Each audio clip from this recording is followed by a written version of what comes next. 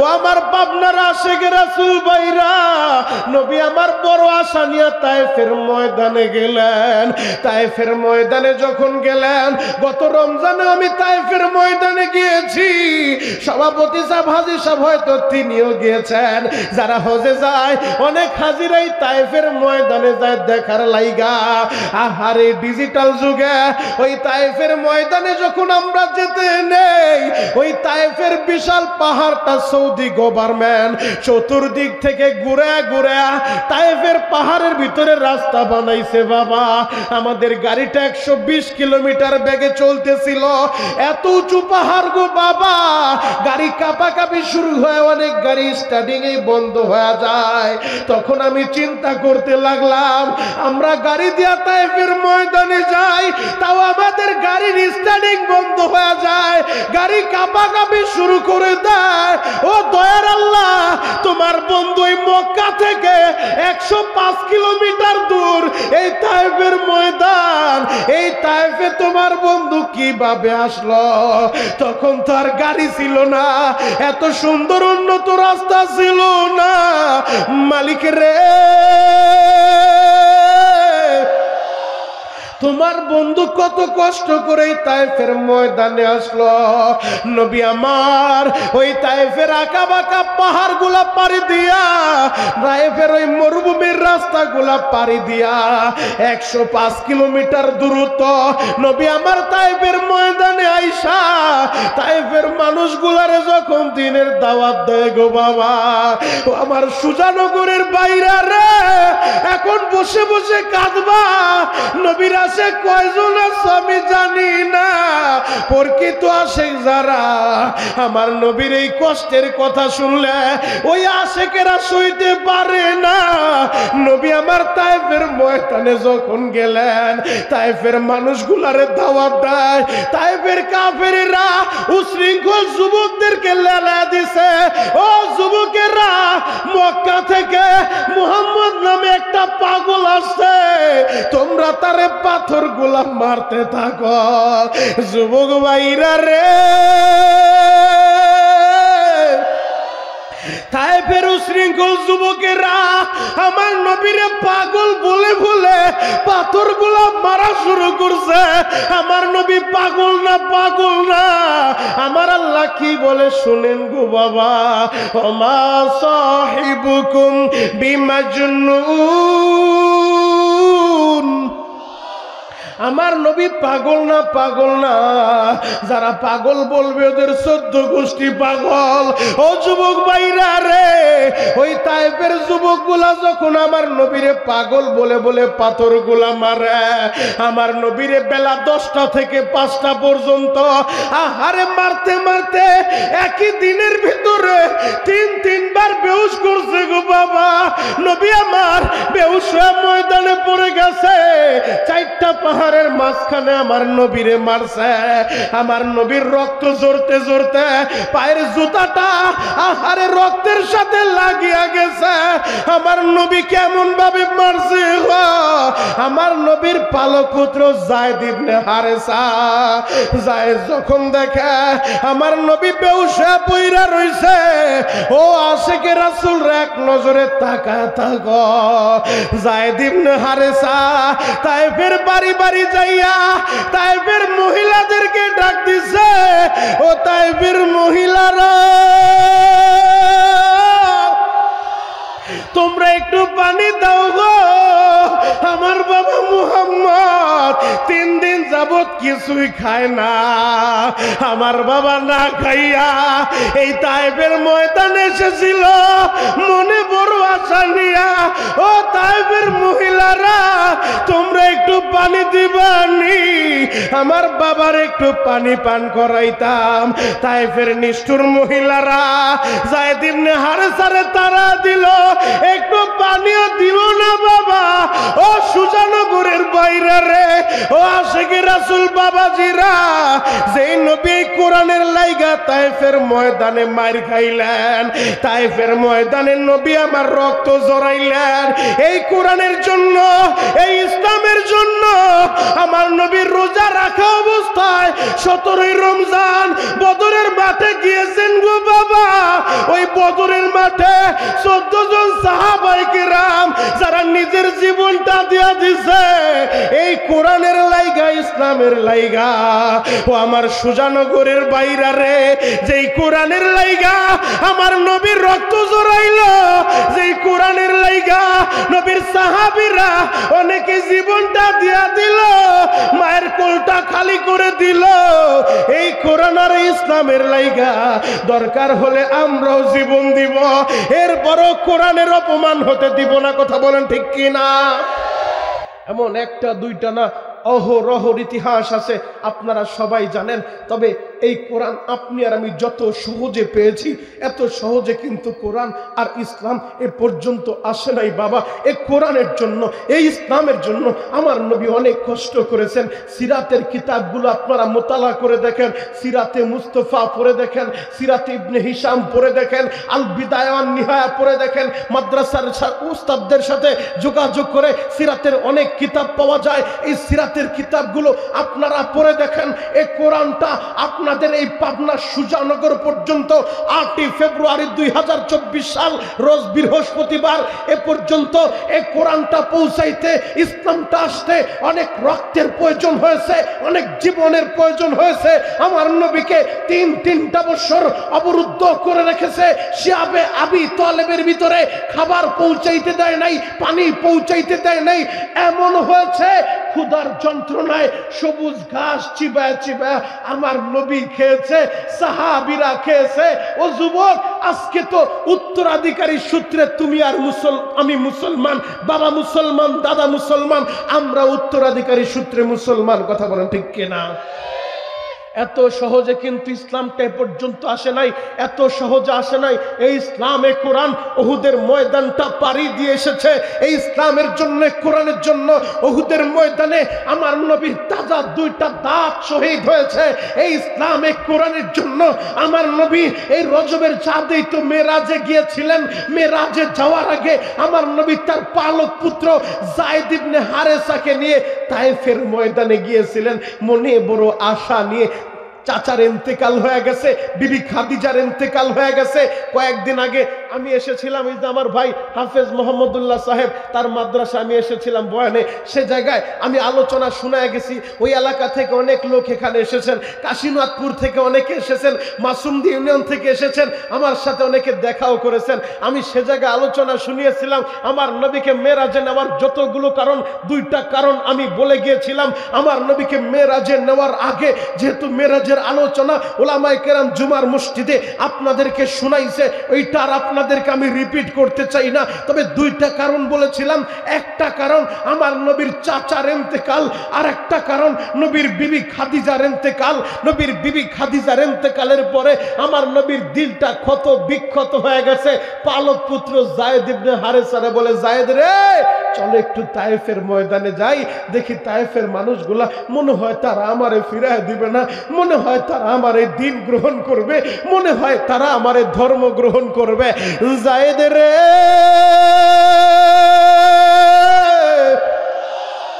Ready হয়ে যাও রে যায়েদ, ওই তায়েফের মানুষগুলো আমারে ফিরায় দিবে না, তারা আমারে তাড়ায় দিবে না। ও আমার পাবনার আশিক রাসূল ভাইরা, নবী আমার বড় আশা নিয়ে তায়েফের ময়দানে গেলেন। তায়েফের ময়দানে যখন গেলেন, গত রমজানে আমি তায়েফের ময়দানে গিয়েছি। সভাপতি সাহেব, হাজী সাহেব হয়তো তিনিও গিয়েছেন।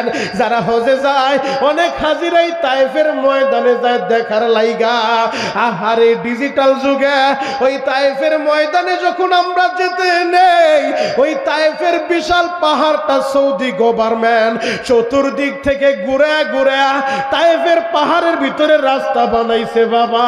আমাদের গাড়িটা 120 কিলোমিটার বেগে চলতেছিল, এত উঁচু পাহাড় গো বাবা, গাড়ি কাঁপাকাঁপি শুরু হয়, অনেক গাড়ি স্টার্টিং এই বন্ধ হয়ে যায়। তখন আমি চিন্তা করতে লাগলাম, আমরা গাড়ি দিয়া তায়েফের ময়দানে যাই, তাও আমাদের গাড়ির স্টার্টিং বন্ধ হয়ে যায়, গাড়ি কাঁপাকাঁপি শুরু করে দেয়। ও দয়ার আল্লাহ, তোমার বন্ধু এই মক্কা থেকে 105 কিলোমিটার দূর এই তায়েফের ময়দান, জান এই তায়েফে তোমার বন্ধু কিভাবে আসলো? তখন তো আর গাড়ি ছিল না, এত সুন্দর উন্নত রাস্তা ছিল না। মালিক রে,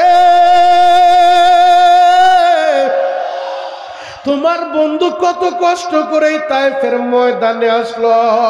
নবী আমার ওই তায়েফের আঁকা বাঁকা পাহাড় গুলা পাড়ি দিয়া, তায়েফের ওই মরুভূমির রাস্তাগুলা পাড়ি দিয়া 105 কিলোমিটার দূরত্ব নবী আমার তায়েফের ময়দানে আইসা তায়েফের মানুষগুলারে যখন দিনের দাওয়াত দেয় গো বাবা, ও আমার সুজানগরের বাইরা রে, এখন বসে বসে কাঁদবা। নবীরা সে কয়জন আছে আমি জানি না, প্রকৃত আশেক যারা আমার নবীর এই কষ্টের কথা শুনলে ওই আশেকেরা সইতে পারে না। নবী আমার তায়েফের ময়দানে যখন গেলেন, তায়েফের মানুষগুলারে দাওয়াত দেয়, তায়েফের কাফেরেরা উশৃঙ্খল যুবকদেরকে লেলা দিছে, ও যুবকেরা মক্কা থেকে মুহাম্মদ নামে একটা পাগল আসছে, তোমরা তারে পাথর গুলা মারতে থাকো। যুবক ভাইরা রে, তায়েফের উশৃঙ্খল যুবকেরা আমার নবীরে পাগল বলে বলে পাথর গুলা মারা শুরু করছে। আমার নবী পাগল না, পাগল না, আমার আল্লাহ কি বলে শুনেন গো বাবা, ওমা সাহিবুকুম বিমাজনুন। আমার নবী পাগল না, পাগল না, যারা পাগল বলবে ওদের 14 গোষ্ঠী পাগল। ও যুবক ভাইরা রে, ওই তায়েফের যুবকগুলা যখন আমার নবীরে পাগল বলে বলে পাথরগুলা মারে, আমার নবীরে বেলা 10টা থেকে 5টা পর্যন্ত আহারে মারতে মারতে একই দিনের ভিতরে 3বার বেহুশ করছে গো বাবা। নবী আমার বেহুশ হয়ে ময়দানে পড়ে গেছে, 4টা পাহাড়ের মাঝখানে আমার নবীরে মারছে। আমার নবীর রক্ত ঝরতে ঝরতে পায়ের জুতাটা আহারে রক্তের সাথে লাগিয়া গেছে। আমার নবী কেমন ভাবে মারছে, আমার নবীর পালক পুত্র যায়েদ ইবনে হারেসা, যায়েদ যখন দেখে আমার নবী বেহুশ হয়ে পইরা রইছে, ও আশিকে রাসূল এক নজরে তাকায় থাকো। যায়েদ ইবনে হারেসা তায়েফের বাড়ি বাড়ি যাইয়া তায়েফের মহিলাদেরকে ডাক দিছে, ও তায়েফের মহিলারা তোমরা একটু পানি দাও গো, আমার বাবা মুহাম্মদ 3 দিন যাবত কিছুই খায় না। আমার বাবা না খাইয়া এই তায়েফের ময়দানে এসেছিল মনে বড় আশা নিয়া। ও তায়েফের মহিলারা তোমরা একটু পানি দিবানি, আমার বাবার একটু পানি পান করাইতাম। তায়েফের নিষ্ঠুর মহিলারা যায়েদ ইবনে হারেসারে তারা দিল, একটু পানিও দিল না বাবা। ও সুজানগরের বাইরে রে, ও আশিকে রাসূল বাবাজিরা, যেই নবী কোরআনের লাইগা তায়েফের ময়দানে মার খাইলেন, তায়েফের ময়দানে নবী আমার রক্ত জড়াইলেন, এই কোরআনের জন্য, এই ইসলামের জন্য আমার নবীর রোজা রাখা অবস্থায় 17ই রমজান বদরের মাঠে গিয়েছেন গো বাবা। ওই বদরের মাঠে 14 জন সাহাবায়ে কেরাম যারা নিজের জীবনটা দিয়া দিছে এই কোরআনের লাইগা, ইসলামের লাইগা। ও আমার সুজানগরের বাইরা রে, যেই কোরআনের লাইগা আমার নবীর রক্ত জড়াইল, যেই কোরআনের লাইগা নবীর সাহাবীরা অনেকে জীবনটা দিয়া দিল, মায়ের কোলটা খালি করে দিল, এই কোরআন আর ইসলামের লাইগা দরকার হলে আমরাও জীবন দিব, এরপরও কোরআনের অপমান হতে দিব না। কথা বলেন ঠিক কি না? এখানে যারা এসেছেন আমার আওয়ামী লীগের ভাইয়েরা আছেন, আমার বিএনপির ভাইয়েরা থাকতে পারেন, আমার অন্য কোনো দলের ভাইয়েরা থাকতে পারেন, আপনার ব্যক্তিগত ব্যাপার বাবা। আমি মনিরুল ইসলাম শরীয়তপুরি টেকনাফ থেকে তেতুলিয়া প্রতিদিন হাজার হাজার লক্ষ লক্ষ মানুষের সামনে একটা কথাই বলি, যুবক তুমি কোন দলের নেতা এটা তোমার বড় পরিচয় না, তুমি কোন পীরের মুরিদ এটা তোমার বড় পরিচয় না। আমাদের বড় পরিচয় তো হলো আমরা এক আল্লাহর গোলাম, আর এক নবীর উম্মত। কথা বলেন ঠিক কিনা? দলাদলি সব বন্ধ করেন। আজকে আমিন নিয়ে মারামারি, কে আমিন আসতে বলছে, কে আমিন জোরে বলছে, এগুলা নিয়ে সমাজের ভিতরে মারামারি, এই সাধারণ বিষয় নিয়ে মারামারি বন্ধ করেন। এখনো সময় আছে। মুসলমান ভাই ভাই কাঁধে কাঁধ মিলায় চলেন, ভাই ভাই এক কাতারে চলেন। যে যেই দল করেন, দল আপনার দলের চাপ্টার, দল আপনার দলের জায়গায়। আমরা মুসলমান, এক আল্লাহর গোলাম আর এক নবীর উম্মত। যতদিন বাঁচবে কোরআন নিয়ে বাঁচতে চাই, ইসলাম নিয়ে বাঁচতে চাই। রাজি আছেন না নাই? আরো জোরে বলতে হবে, রাজি আছেন না নাই? বাবা, আমাদের নবীকে আল্লাহ 3000 মুজিজা দিয়েছেন। সর্বশ্রেষ্ঠ যেই মুজিজা, সেই মুজিজার নাম মহাগ্রন্থ আল কোরআন। আপনাদের মাদ্রাসার 14 জন হাফেজে কোরআন, যাদের সিনার ভিতরে এই 30 পারা কোরআন আল্লাহ ঢুকায় দিলেন। অতএব কোরআনের পক্ষে আমাদেরকে থাকতে হবে। এই কোরআনের জন্য আমার নবী কতটা কষ্ট করেছেন।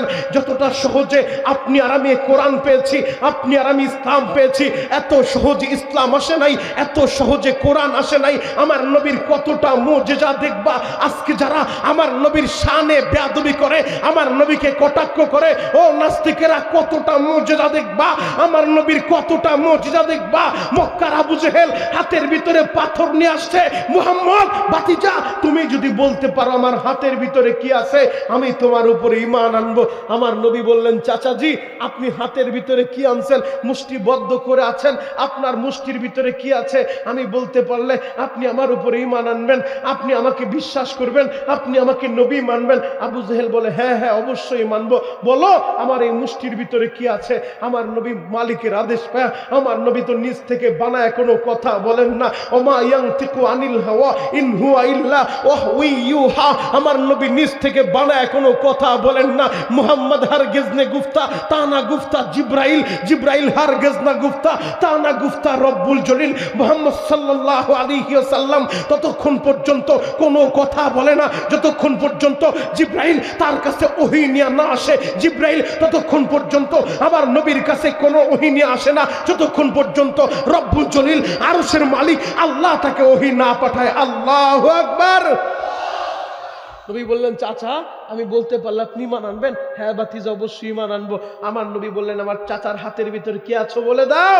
পাথরের টুকরা গুলা জবান খুলে গেছে। বলে, নবীজি আমরা তো কথা বলতে পারি না, মালিকের ইশারা আপনার আদেশে আমরা জানায় দিলাম আপনার চাচা আবু জেহেল রাস্তার কর্নার থেকে 60 টুকরা পাথর আমাদেরকে কুড়ে আনছে, মুষ্টিবদ্ধ করে রাখছে আপনাকে বিভ্রান্ত করার জন্য, আপনাকে অপমান করার জন্য, আপনাকে লাঞ্ছিত করার জন্য।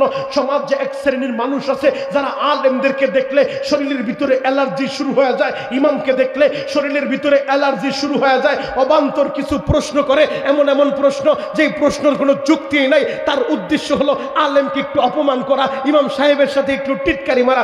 এমন লোক আছে না? না, আপনাদের এলাকায় নেই, আমার এলাকার কথা আমি বলি। আপনাদের এলাকায় সব তো আল্লাহর ওলি। আল্লাহু আকবার বলেন, আরো জোরে বলেন আল্লাহু আকবার। পাথরের টুকরাগুলা বলেন, নবীজি আপনাকে বিভ্রান্ত করার জন্য, আপনাকে তুচ্ছ তাচ্ছিল্য করার জন্য, আপনাকে অপমানিত করার জন্য আমাদেরকে নিয়ে আসছে। নবীজি আমরা জানায় দিলাম আশহাদু আল্লাহ ইলাহা ইল্লাল্লাহ, আমরা সাক্ষ্য দিলাম আল্লাহ ছাড়া কোনো মাবুদ নাই, আল্লাহ ছাড়া কোনো ইলাহ নাই। নবীজি আমরা আরো সাক্ষ্য দিলাম আপনি আল্লাহর প্রেরিত বান্দা এবং রাসূল। আবু জেহেল যখন দেখলো তার মুষ্টিবদ্ধ হাতের ভিতরে পাথর টুকরার জবান খুলে গেছে, 60 টুকরা পাথর, ওরা কথা বলতেছে, তখন আবু জেহেল বলে, ভাতিজা তোমার জাদু তো অনেক উন্নত হয়েছে, এখন দেখি আমার হাতের ভিতরে জাদু করছে। নাউজুবিল্লাহ। আগামী বছর বললেন, আরো জোরে বলেন। কষ্ট হয়ে গেছে, আসেন দোয়া করে দে, আল্লাহুম্মা আমিন। হাত উঠান, চলবে? আওয়াজ দেন না যে আল্লাহু আকবার বলেন।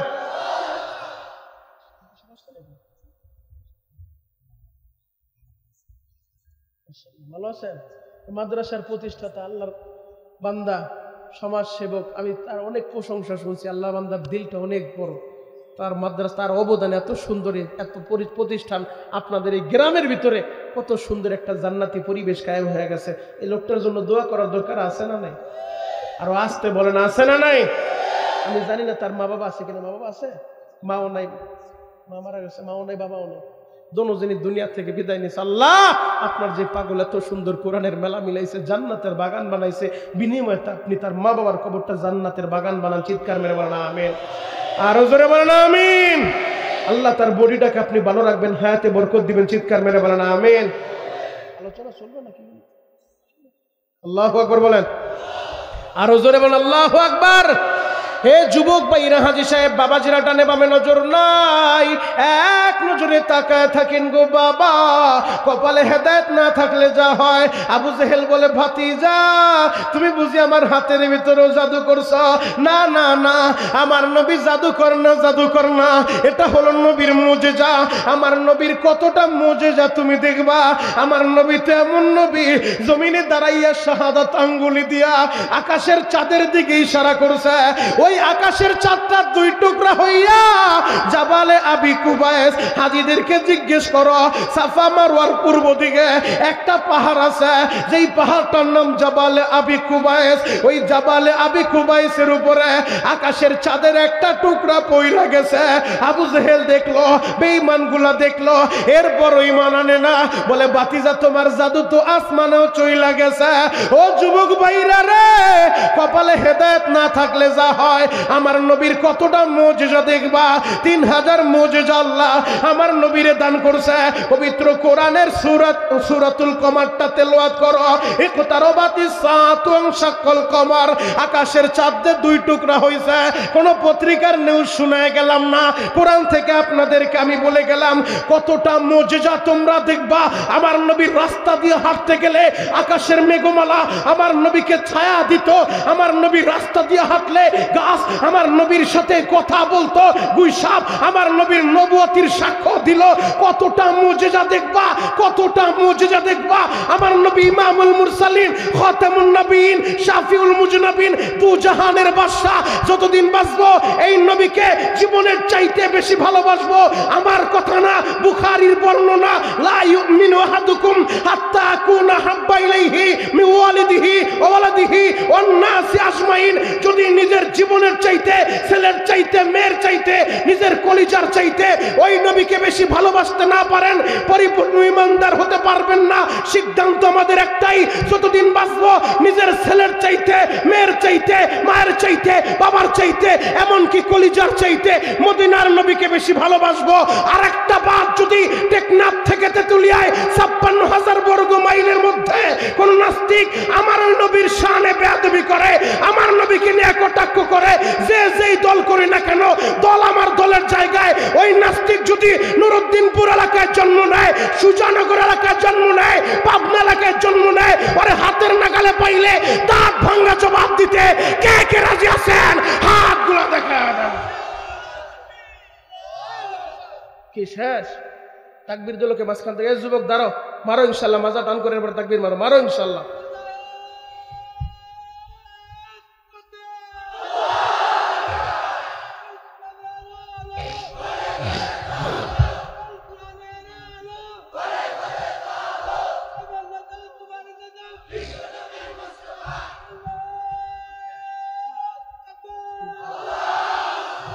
আল্লাহু আকবার বলেন তো। হে যুবক ভাইরা, হাজী সাহেব বাবাজিরা ডানে বামে নজর নাই, এক নজরে তাকায় থাকেন গো বাবা। এই কোরআন আর ইসলাম এই পর্যন্ত আনতে অনেক রক্তের প্রয়োজন হয়েছে, অনেক জীবনের প্রয়োজন হয়েছে। যুবক ভাইরা রে, আমি তোমাদের সামনে উদাহরণটা দেয়া যায়।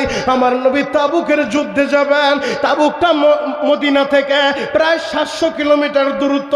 ওই তাবুকের ময়দানে আমার নবী যখন যাবেন গো বাবা, আমার নবী সাহাবীদেরকে বললেন, তোমাদের কার কি আছে তোমরা দান করতে থাকো, যুদ্ধের জন্য দিতে থাকো।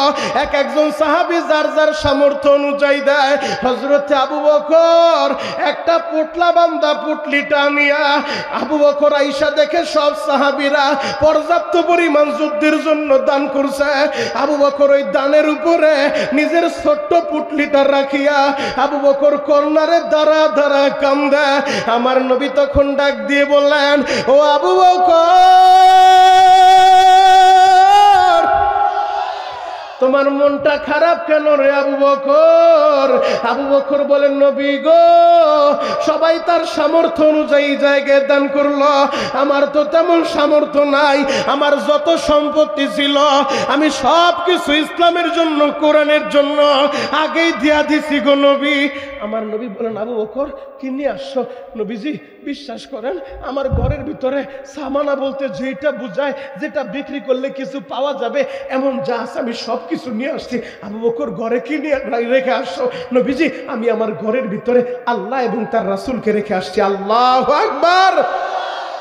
আমার নবী বললেন, আবু বকর রে, তোমার এই দানটা আল্লাহ পছন্দ করছে। তোমার কাছে কম মনে হইতে পারে, আমার আল্লাহর কাছে কম নাই, কম দানটাই আমার আল্লাহ পছন্দ করে নিছে। আর একজন মহিলা দৌড়ে আসছে, ইয়া রাসূলুল্লাহ, ইয়া হাবিবাল্লাহ, নবীজি আমার তেমন কিছু নাই, আমার মনে বড় ইচ্ছা ছিল আমি আপনার যুদ্ধের ময়দানে একটা ডাল ক্রয় করে দিব। নবীজি বিশ্বাস করেন, আমার স্বামী নাই। নবী গো, আমি যে একটা ডাল আপনারে কিনে দিব আমার সেই অর্থ সম্পদ নাই। নবী গো, আমার এই ছোট্ট বাচ্চাটারে নিয়ে আসছি গো নবী, আমার এই বাচ্চাটারে আপনি রেখে দেন। আমার নবী বললেন, মহিলা, আমরা তো কোনো শিক্ষা সফরে যাই না, আমরা তো কোনো ভ্রমণে যাই না, এই বাচ্চারে নিয়ে কি করব? ওই মহিলাটা কাপড়ের আঁচল দিয়া চোখ দুইটা মুছে আর বলে, নবী গো, যুদ্ধের ময়দানে যাইয়া আপনি যখন সব সাহাবীদের মাঝে তরবারি আর ডালগুলো বিতরণ করে দিবেন আপনার সুরক্ষার জন্য, আমার তো ইচ্ছা ছিল একটা ডাল আমি কিনে দিব, যেহেতু আমার সামর্থ্য নাই, আমার এই দুধের বাচ্চাটা, ছোট বাচ্চাটারে নিয়ে যান। কোন বেঈমান যদি ওই যুদ্ধের ময়দানে যাইয়া আপনার দিকে তীর মারে গো নবী, ওই দিকে আমার এই ছেলেটারে ডাল বানায় ধরবেন, যেন তীরের আঘাতটা আমার ছেলের কলিজার ভিতরে লাইগা যায়, এরপরও আপনার শরীরে যেন না লাগে। নবীজি কোন বেঈমান যদি বললাম দিয়া আপনার দিকে আঘাত করে, নবী গো, ওই দিকে আমার এই দুধের বাচ্চাটারে ডাল বানায় ধরবেন। ও আমার মাহারা বাইরা, ও আমার বাবারা বাইরা রে, ও আশিকে রাসূল বাবাজিরা, গভীর রাত করব না, কারণ আল্লাহর বান্দাদের কষ্ট হয়ে যাবে। মাত্র 2টা মিনিট আমার দিকে তাকায় থাকো, এখনই আলোচনা শেষ করে দিব। আমি শুধু চোখে পানি দেখতে চাই।